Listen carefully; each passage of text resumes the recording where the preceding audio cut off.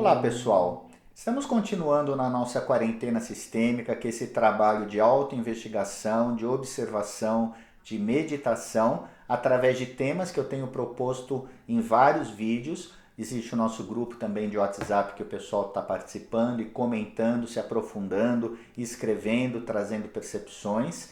E agora nós vamos falar de um tema que também é muito forte dentro da quarentena, porque muitos de nós estamos vivendo com alguém do nosso lado. O tema é relacionamento afetivo. E às vezes a gente, nesse momento, está tendo que ficar com alguém ao nosso lado 24 horas. E se não está com essa pessoa, pelo menos nós temos tempo de olhar a pessoa que está, às vezes, morando em outro local, em outra casa, a gente está se comunicando via vídeo, via WhatsApp, telefonema, enfim. Ou a gente pode pelo menos investigar como que somos no nosso relacionamento afetivo, como que fomos, né, nos nossos relacionamentos afetivos antigos, ou talvez como que os nossos pais foram, como os nossos avós foram, como os nossos pais trataram as ex-relações, noivas, noivos, maridos, esposas, às vezes amantes, como é que foi todo esse rolo, né, em relação à relação afetiva, o quanto de verdade existia na comunicação entre as pessoas. Então é tudo isso que a gente vai elaborar e vamos trazer um pouquinho agora nesse vídeo.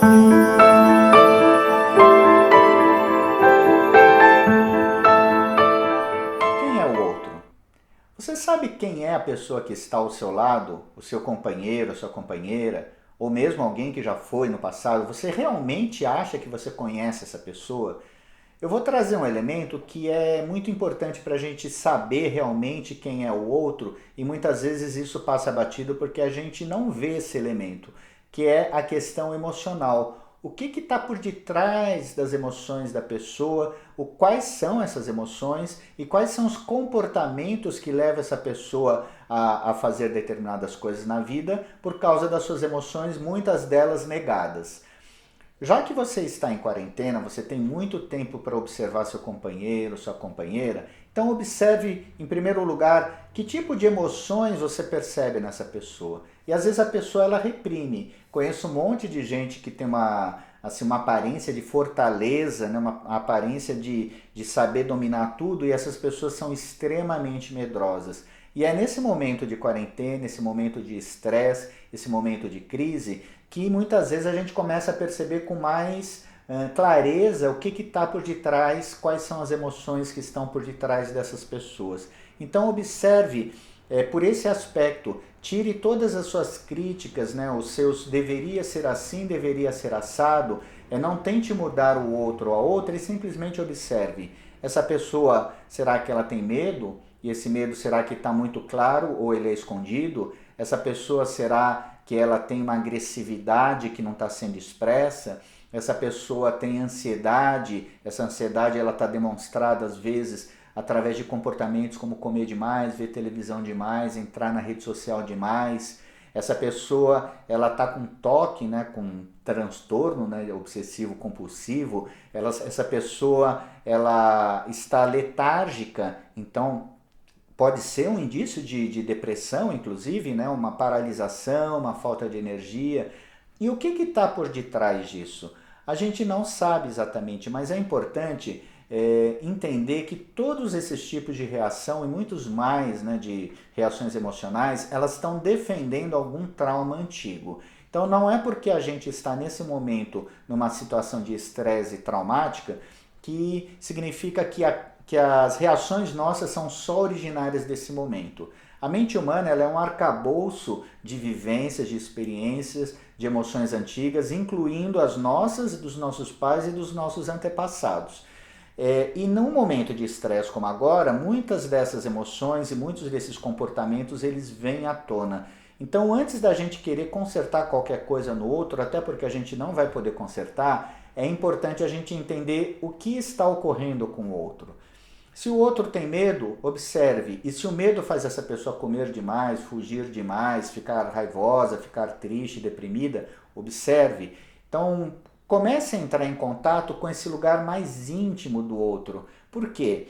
O outro, ele não espera que você seja o terapeuta dele, ele não espera que você cure ele, né? E se ele espera disso, porque existem, claro, relações que a gente chama de codependentes, que são relações onde um se agarra ao outro como se estivessem naufragando, afundando, se afogando. Então ambos tentam se salvar, estão presos por dor, estão presos por sofrimento. Mesmo assim, se você saca essa posição dentro de você e dentro da relação, você pode se afastar, porque você não vai poder salvar o outro e ao mesmo tempo o outro também não vai poder salvar você. Observe, e quando você começa a entrar em contato com a dor real do outro, essa energia começa a se transformar. É nesse lugar que começamos a criar relações empáticas. Então, enquanto a gente não consegue observar o emocional e o que está por detrás do emocional do outro, a gente, na verdade, ainda não está conhecendo o outro.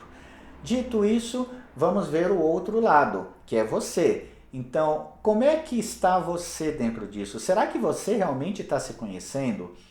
Quantas vezes a gente não começa a colocar ações, né? Então vou fazer isso, vou fazer aquilo, para evitar olhar para o nosso lugar de medo, para o nosso lugar de carência, para o nosso lugar de sofrimento, para o nosso lugar de solidão. Essa quarentena ela está provocando muito isso, e mesmo que a gente esteja vivendo com alguém do nosso lado, tem esse lugar íntimo que ele não se sente preenchido e não vai se sentir. E é importante a gente começar, você que está fazendo o trabalho, né, da quarentena sistêmica, a começar a acolher o seu lado carente, esse seu lado talvez mais, eu não vou dizer fraco, mas vou dizer sensível, um lado que possivelmente deixou de ser cuidado muitas vezes no passado, seja por você mesmo, seja pela sua família, seus pais que não te viram suficientemente, momentos de dor, de aflição, onde você necessitou ser cuidado e não houve essas, né, não tinha pessoas ao seu lado que fizessem essa relação empática com você. Então faça você mesmo com isso, com você. Né? Então entre em contato. Quais são minhas emoções mais profundas?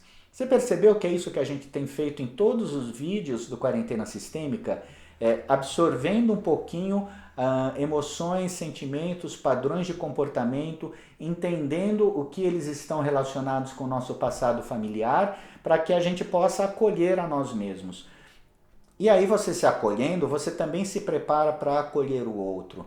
Então, antes que a gente possa realmente ter uma relação íntima com alguém, seja uma relação afetiva ou uma amizade, mesmo com pessoas da família, mas que a gente tenha uma intimidade de conexão, de coração, a gente precisa se acolher. E a partir do momento que a gente vai se acolhendo, a gente vai se abrindo para acolher o outro. Você está pronto para essa abertura? Você está pronto para se acolher e você está pronto para acolher o outro? Você está pronto para respeitar o seu emocional, por mais doloroso que seja, e assim também respeitar o emocional do outro? Você está pronto para dividir, vamos dizer, os seus pareceres, né? Dividir suas necessidades, falar com o outro também, eu preciso disso, eu estou sentindo isso. Você está pronto para ouvir o outro também nas necessidades dele? Então, o segundo passo, a partir desse lugar de autorreconhecimento e também reconhecimento do outro, é a comunicação. A relação entre duas pessoas, ela só se estabelece através da comunicação. E a comunicação, ela pode ser direcionada, ela pode ser alimentada, ela pode ser explorada, ela pode ser... A gente pode brincar, inclusive, de se comunicar e perceber até onde conseguimos entrar no íntimo do outro, até onde nós conseguimos permitir que o outro também acesse o meu íntimo.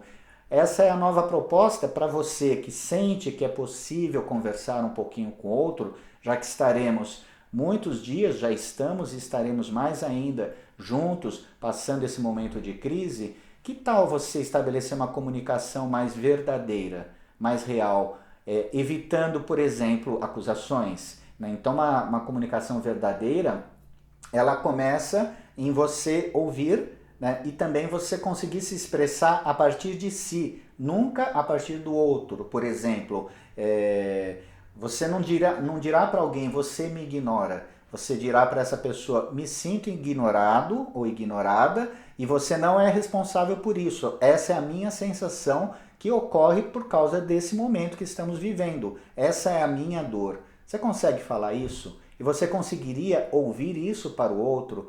Por exemplo, esse seu jeito me dá medo, né? Às vezes a pessoa tem um jeito calado ou tem um jeito agressivo. Eu sinto medo.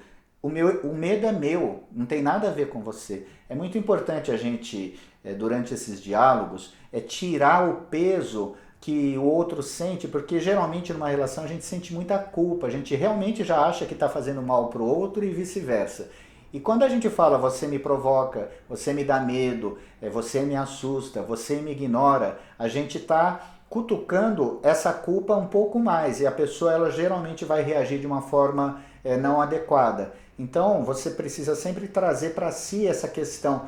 Esse sentimento é meu, você não tem nada a ver com isso, né? Você faz alguma coisa que provoca em mim essa reação.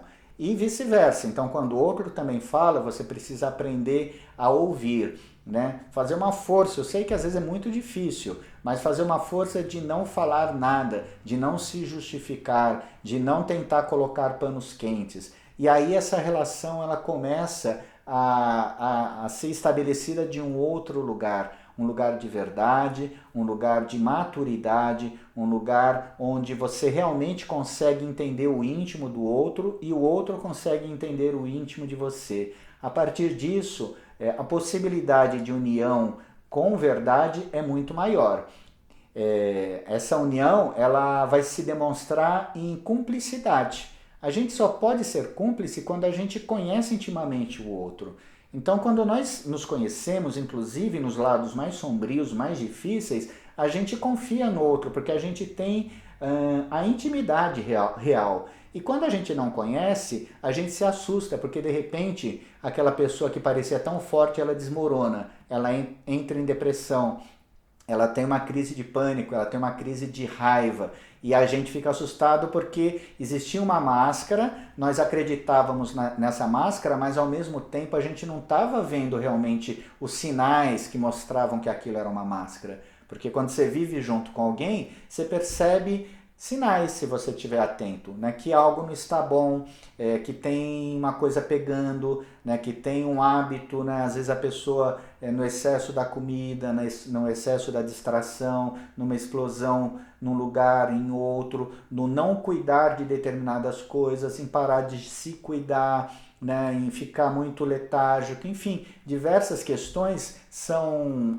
demonstrações de que existe um ponto falho e tem alguma coisa para ser vista. Então vamos relembrar, nesse bate-papo aqui sobre relacionamento, observe quem é o outro na emoção, nos hábitos, observe profundamente, observe a si e procure estabelecer uma comunicação a partir desse lugar. Um lembrete para a gente entender o link disso com a constelação familiar sistêmica. Nós encontramos um parceiro afetivo, uma parceira afetiva, de acordo com as nossas imagens do passado familiar. Então, muitas coisas que a gente nega numa relação atual tem a ver com coisas que a gente nega na relação que os nossos pais tiveram, que os nossos avós tiveram, e também nas relações entre nossos pais com seus antigos parceiros, amantes, namorados, noivos, ex-maridos, ex-esposas, e também no lugar dos nossos avós, que muitas vezes tiveram outras relações, existe muita coisa ignorada, existe muita coisa passada por cima, né? muita mentira, muitas coisas ocultas. Então nós trazemos no nosso dia a dia, no nosso cotidiano, nos nossos hábitos de se relacionar, heranças desse passado. Observe então também como é que foram as relações dos seus pais e como é que isso ficou registrado dentro de você. E tenha certeza que se para você relacionamento afetivo é um grande enigma, é uma coisa muito estranha, muito confusa e muito complicada, e você vê seus pais como tendo uma relação muito boa, tem alguma incongruência aí. Isso não é possível, porque a gente traz inconscientemente memórias de coisas vividas dos nossos pais também. E se a gente está achando que está tudo bem, mas na nossa vida está tudo mal, significa que estamos ocultando alguma coisa no inconsciente. É uma defesa para deixar de olhar que não estava tudo bem, né? Que não é verdade isso. Então vamos trazer a verdade à tona. Não para os nossos pais, não é para falar nada disso que estamos nos trabalhando com eles. É para a gente interiorizar, para a gente se estudar, para a gente entender os nossos padrões e poder sair deles. Então, a partir do momento que a gente entende os padrões familiares que a gente está carregando, a gente começa a se perguntar: o que eu posso fazer para ir além desse padrão? O que está faltando eu incluir dentro de mim que pode dissolver um padrão doloroso? Vou dar alguns exemplos. Em relações afetivas onde existe muita traição, está faltando incluir que outras relações fazem parte e que existe uma dor de ser trocado, de ser trocada. No caso que eu tenha vivido com alguém que me trai muito, é uma possibilidade. E se eu sou a pessoa que tenho muitas relações afetivas, talvez eu esteja excluindo o vínculo, talvez eu esteja excluindo a possibilidade de estar com alguém intimamente, como eu tenho dito nesse vídeo, de fazer uma troca íntima que só é possível a partir de muitos anos de relação. A intimidade ela precisa um tempo para que a gente possa ir desenvolvendo. Então talvez eu esteja excluindo isso, talvez eu esteja excluindo a dor da culpa. Enfim, tem diversas coisas que podem ser processadas a partir da identificação desses padrões antigos. Eu nunca encontro ninguém, então pode ser que eu esteja excluindo a solidão, ou pode ser que eu esteja excluindo a presença, o compartilhar da minha vida com o outro. Eu não dou conta disso. Quando a gente se pergunta honestamente a respeito dos nossos padrões e daquilo que eu estou excluindo, eu vou descobrir muitas possibilidades. E quando eu aprendo a lidar com essas exclusões, o padrão ele se dissolve. É isso que a gente vê na constelação familiar, muitas pessoas modificando a sua vida, modificando a sua forma de se relacionar, modificando inclusive crenças que são sociais, de relações perfeitas, de relações que devem durar a vida toda, de príncipe encantado, de sexualidade X ou Y ou Z, que são coisas sociais colocadas. Você começa a se descobrir, a se permitir do jeito como você é. Esse é o recado do nosso vídeo de hoje, essa investigação. Aqui abaixo do vídeo vou deixar algumas perguntas para ajudar você a escrever naquele caderninho que a gente pediu para você separar desde os primeiros vídeos. E daí no grupo de WhatsApp vamos continuar a compartilhar essas questões. E no próximo vídeo vou trazer mais um tema. É isso, um grande abraço para você e bom trabalho para todos nós.